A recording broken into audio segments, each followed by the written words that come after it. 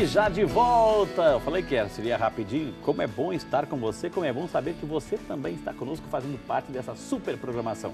Hoje o assunto doenças estomacais. Conosco, uma das maiores autoridades do tema, gente. Seja bem-vindo, você que está chegando agora. Dr. André Brandalize, médico gastrocirurgião, aceitou nosso convite, está aqui brilhantemente respondendo tudo sobre o nosso estômago e as suas principais complicações. Doutor, muitas pessoas estão já participando aqui. A nossa amiga Wanda Lúcia Regis, de Campinas. Obrigado, dona Wanda. Ela tem 75 anos, doutor, com pedra na vesícula. Como eu tenho uma mola no coração, meu médico acha que não devo operar. Existe algum medicamento que possa dissolver essas pedras sem precisar operar? Qual seria o prejuízo para a minha saúde caso eu fique com as pedras? É a nossa queridíssima amiga dona Wanda, doutor. Bem, dona Wanda, só tem 75 anos, já não é mais criança, né? Então a gente tem que pesar bem realmente o custo-benefício de qualquer procedimento. A mola no coração, quer dizer, a senhora teve um stent e já está curada, já está boa, porque a molinha desobstruiu a sua artéria. Então, indicar a cirurgia poderia ser feito baseado na sua condição clínica como um todo. Então, operar ou não operar, seria uma discussão com o cirurgião. O que pode acontecer se não operar? As pedras estão lá, elas podem um dia causar uma crise de colicistite aguda, elas podem passar para o pâncreas, podem passar no canal principal da bile, elas podem dar complicações. Como descobrir se vai dar ou se não vai dar? Infelizmente não tem como. Pesar realmente os riscos de uma complicação aguda, que vão levar a senhora para uma cirurgia de urgência, tomando os medicamentos que a senhora toma, que pode ser mais arriscado, ou programar tudo direitinho e marcar uma cirurgia eletiva com todos os cuidados necessários. Não há remédio para dissolver as pedras. Vamos lá para Acreúna lá em Goiás. Quem representa é o Hugo Henrique de Oliveira Rosa. Obrigado, Hugo. Deus te abençoe. Tudo o que come faz mal e em seguida diarreia. Agora parou a diarreia e prendeu o intestino. Como proceder nesse caso? Pergunta o nosso amigo Hugo, doutor. Hugo, os seus sintomas não são ligados ao estômago, né? Provavelmente são ligados mais para o intestino, que tem a diarreia aí junto, e pode ser uma série de fatores. No nosso meio ainda é muito frequente a verminose, então um fator que dá essas alternâncias de água intestinal é a verminose, então deve ser pesquisada e tratada. Dependendo da idade, alterações do hábito intestinal podem ser sinais que tem algo no intestino grosso. Aí tem que fazer uma colonoscopia, um exame específico para o intestino grosso, dependendo da idade. E, como tudo no trato digestivo, tem um problema funcional. Então, algo pode estar errado no funcionamento do intestino. É a dispepsia funcional, doutor? É outro nome, ganha colopatia funcional, porque é do intestino que tem diarreia e mudou um pouco o nome ultimamente para síndrome do intestino irritável. Que aí dá diarreia, às vezes prende, às vezes solta, pode ser uma intolerância à lactose, então tirar o leite pode ajudar muito. Então é uma série de sintomas que tem que ser vistos separadamente. A Ana Maria Tales Naves, de Lavras, Minas Gerais. Obrigado, dona Ana. Deus abençoe a senhora. Tenho problemas de digestão, nem tudo que como cai bem. Exemplo, couve, mandioca. Já fiz endoscopia, nada constou. O que pode ser isso? É o típico, doutor, numa dispepsia funcional? É o típico da dispepsia funcional. Mandioca é uma coisa que não causa problema. Não sei que será muito frita no óleo, né? Mas geralmente não é para causar dor. Couve também não é para causar dor. Até todo mundo já chá de couve para aliviar, ou couve batida para aliviar sintomas de dor e desconforto. Então, é uma sensibilidade pessoal que pode ser tratada só com tirar esses alimentos e mudança, né? Comer mais devagar, usar algum remédio para ajudar o estômago a esvaziar mais rápido. Doutor, hoje em dia a gente sabe que tem chá para tudo, né? Que são bons, porque pode não ter tantas propriedades, mas como líquido faz bem, porque a gente precisa de líquido no nosso estômago. E muita gente, tem chá para o estômago, chá para isso, aquilo, isso, aquilo. Uma orientação nesse sentido sua, doutor? Os chás que têm uma alta incidência de cafeína, que é o chá preto, esses não devem ser adequados para o estômago. Eles prejudicam o funcionamento do estômago e causam dor. Outros tipos de chá podem ser tomados à vontade. Doutor, aquele mate, né? O mate é um chá que tem muita cafeína e muita xantina. Ele deve ser evitado por estômago. Ou tipos de chá de ervas, de folhas, de flores. O senhor fala aquele mate, aquele chazinho, já aquela bolsinha, aquele sachêzinho, ou aquele o chimarrão? O chimarrão, mate de erva mesmo. O chazinho de chá mate não tem problema nenhum. Muito bem. Doutor, mais uma pergunta. Eu sou Alice, tenho refluxo e meu estômago fica muito inchado todos os dias. Gostaria de saber se existem alimentos que causam a piora do refluxo. É Alice Máximo. Obrigado, Alice. Ali, o refluxo e o inchaço não tem a ver uma coisa com a outra. O refluxo é aquela que a gente já falou da azia, da queimação, e o inchaço é causado pela distensão abdominal. Pode ser por comer muito rápido e engolir muito ar enquanto come, pode ser refrigerante, bebida gasosa, alimentos que fermentam muito, como feijão, lentilha, grão de bico, muito doce, muita farinha branca, tudo isso fermenta e vai dar mais gás na barriga. Doutor, assim, o gengibre, ele é bom, doutor? O fato de ser um pouquinho ácido, assim, ele também ajuda? Doutor? O gengibre, ele é um bom digestivo, ele ajuda na digestão e não é tomado em grandes quantidades, né? Então não causa mal nenhum. E os alimentos que ela perguntou que pioram o refluxo são aqueles alimentos que estão ricos em gordura, alho e cebola dão muito refluxo e condimentos muito fortes e, obviamente, os alimentos ácidos, né? Que quando voltam, vão voltar queimando também. Doutora, que quando a comida fica parada na boca do estômago, precisa fazer uma massagem para descer a comida. O que fazer para passar este mal-estar? É a Cleide Benedita Rocha de Campinas, doutor. É o caso, assim, por exemplo, que pode até comer demais à noite, ficou engasgada, não mastigou direito, etc. O que fazer para amenizar isso, doutor? Bom, Cleide, são duas coisas diferentes, né? Uma sensação de parada no alimento no estômago, aquela má digestão, empachamento, isso pode ser tratado comendo mais devagar, evitando aquelas coisas que já falei do alho, da cebola, especialmente à noite, quando a digestão para, muita proteína, carne vermelha. Essas coisas devem ser evitadas e um remedinho para ajudar o estômago a esvaziar melhor. Mas quando a comida para atrás do peito, a sensação que ela não desceu para o esôfago, para o estômago, que ela não passou, que ela fica aqui parada, aí precisa de uma ajuda médica, pode ser uma série de doenças, desde um refluxo que causa estreitamento no esôfago, doenças que estreitam o esôfago, tem uma série de coisas que podem causar esses sintomas e devem ser avaliados sim.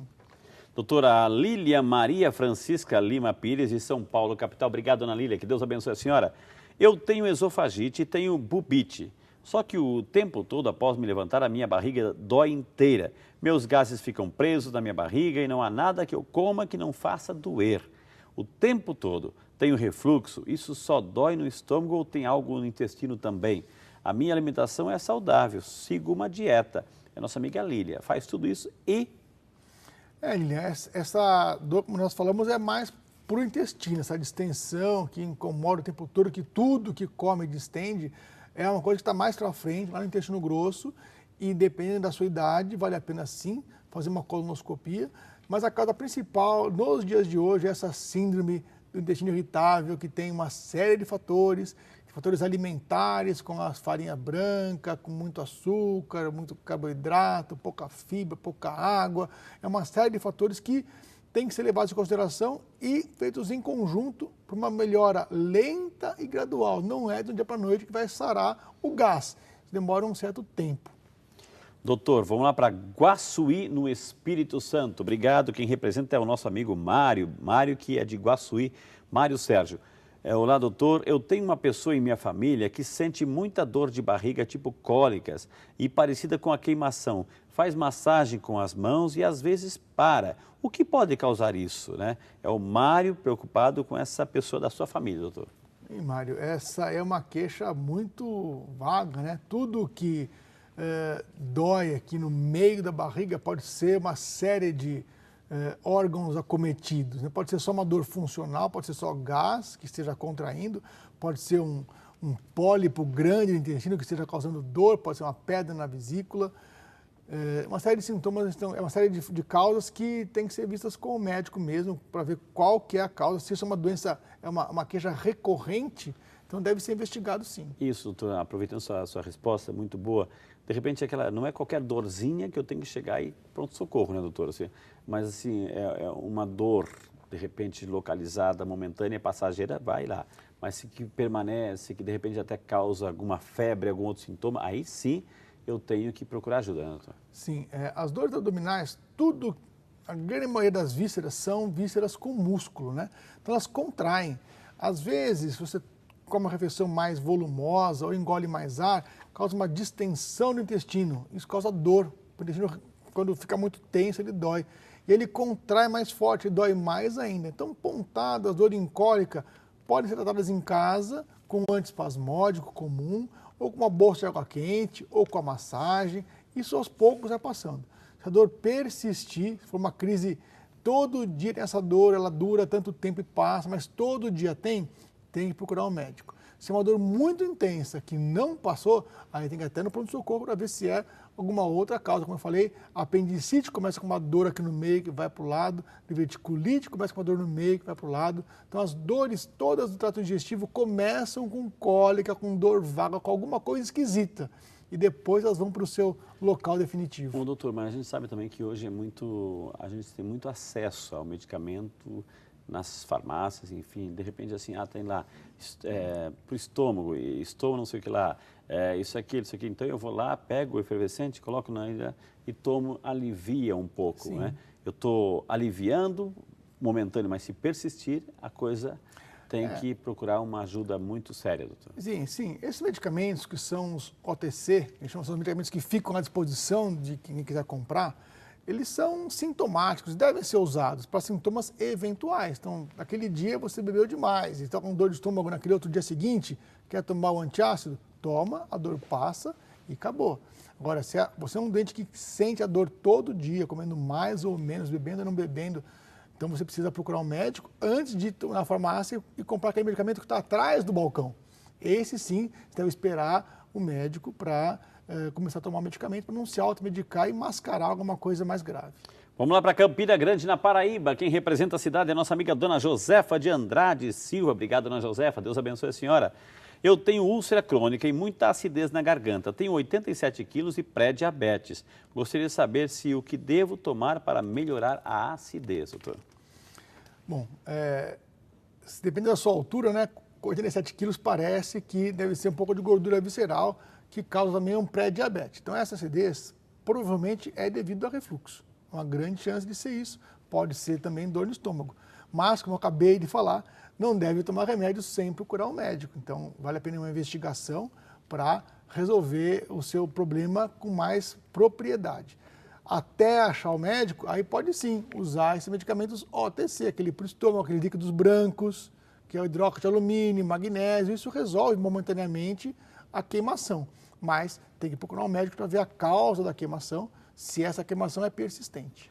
O senhor, claro, procurar um médico, ou seja, o que o médico vai fazer, doutora? Ele vai, que tipo como é o procedimento? Vai pedir um exame de sangue? Como é que é para ver o diagnóstico, para ver a causa do problema? A causa do problema dessas queixas dispépticas, essas queixas de queimação e dor, não tem outro jeito que não fazer uma endoscopia.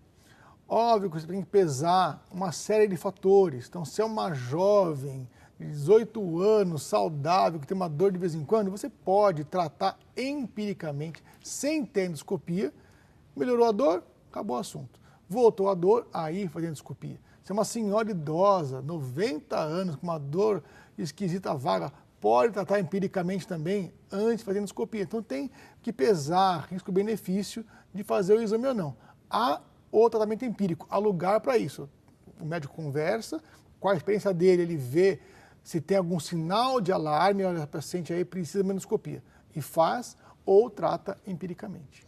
E doutor, assim, para uma medida preventiva, né, de tudo isso, assim, é interessante seguir essa orientação, fazer uma dieta, tem que começar a mudar o estilo de vida justamente, porque senão essas dores que uma vez tratadas e, digamos, curadas, podem voltar e a pessoa pode, assim, viver com essa dor cronicamente. E se uma pessoa tem algum problema na família, né? A família tem quadros assim, tem o meu pai teve, meu avô teve, tem um fator hereditário também nisso, doutor? Gastrite não. É imediato, a gente vê muita coincidência entre familiares. É uma doença muito frequente, então pode haver dois na família, né? Mas não tem um fator hereditário muito bem determinado. Agora, tem umas doenças de pólipos no intestino, câncer do trato digestivo alto, como estômago, via biliar, intestino grosso. Esses têm uma hereditariedade, uma tendência familiar muito grande. Então, se tem alguma história familiar de câncer, aí precisa ser investigado, sim. Quanto ao hábito alimentar, assim, no Brasil, a gente é muito feliz que nosso hábito alimentar é saudável. O arroz e feijão é bom, é um carboidrato não tão industrializado, com fibra, que é o feijão, tem muita fibra. Tem uma proteína que é o bife ou o ovo. Então, a gente tem já um hábito bom, bem melhor do que os americanos, que comem aquele monte de gordura. Então, só manter um hábito saudável e não prejudicar muito, não atrapalhar muito. Encher de refrigerante, que é açúcar e gás, e um alimento ácido, bebida alcoólica, cigarro, muito remédio. É só você não prejudicar muito que a gente está a favor da maré. Ô, doutor André, de quanto em quanto tempo seria ideal para quem já teve com problema de estômago, enfim, procurar um médico, fazer um exame preventivo? De quanto em quanto tempo? Só se tiver sintomas mesmo. Dependendo da doença dele, ele tem que repetir o exame em 1 ano, dependendo se for uma úlcera, uma gastrite, teve H. pylori ou não. Dá para pensar em repetir, dependendo da causa dessa primeira endoscopia, mas a maioria das vezes a gente não tem um programa de segmento para dores do estômago e esôfago, ele pode acompanhar só se tiver sintomas, né? Exceto alguns casos pontuais de refluxo, de barra, de pessoas em tratamento contínuo medicamentoso. Essa tem que fazer uma endoscopia periodicamente, varia de caso a caso. E intestino grosso, sim, a colonoscopia, o câncer de cólon de intestino grosso é uma realidade no Brasil, acho que é o 4º câncer no Brasil. Então, há também aquelas pessoas que têm que fazer uma colonoscopia de check-up. A partir dos 60 anos, ou 65, dependendo, pode fazer uma colonoscopia a cada 5 a 10 anos para a prevenção do câncer do intestino. Ô, doutor André, a halitose, né, que é o famoso mau hálito, é decorrente de algum problema estomacal ou pode ser mais na boca, na língua, cárie, etc? E daí, doutor? A halitose é um problema que vem muito do consultório, mas a imensa maioria dos casos, a halitose é da boca. 85% a 90% da halitose é da boca. Falta de higiene. Falta de higiene. Limpeza na língua. Sim, sim. Tem uma área que fica atrás do V lingual, das papilas gustativas ali, que não dá para higienizar. Dá náusea. E lá tem muita papila gustativa, tem muito buraco. Tem as amígdalas, tá cheio de buraco também. E se cair comida lá, dependendo da bactéria que vive na sua boca, e na boca de todo mundo tem bactéria, ela pode putrefazer esse alimento, provocar uma coisa que chama compostos sulfurosos voláteis, os CSVs, que causam esse mau hálito mesmo. Então, para tratar isso aí, você tem que limpar a língua, raspar a língua, enxágue bucal e, principalmente, não passar longos períodos de jejum. Porque aquela bactéria, quando eu recebo uma comidinha nova, não vai dar tempo de putrefazer aquela que está para lá. Então, comer periodicamente, que o jejum prolongado dá halitose. E óbvio que tem algumas doenças que são lá da barriga mesmo, que causam halitose. Ô, doutor, o senhor falou aqui, o úlcero é como se fosse uma afta lá dentro, enfim. Mas assim, vamos aqui agora do estômago para o início, que é a boca, etc. E quando surgem as aftas, né?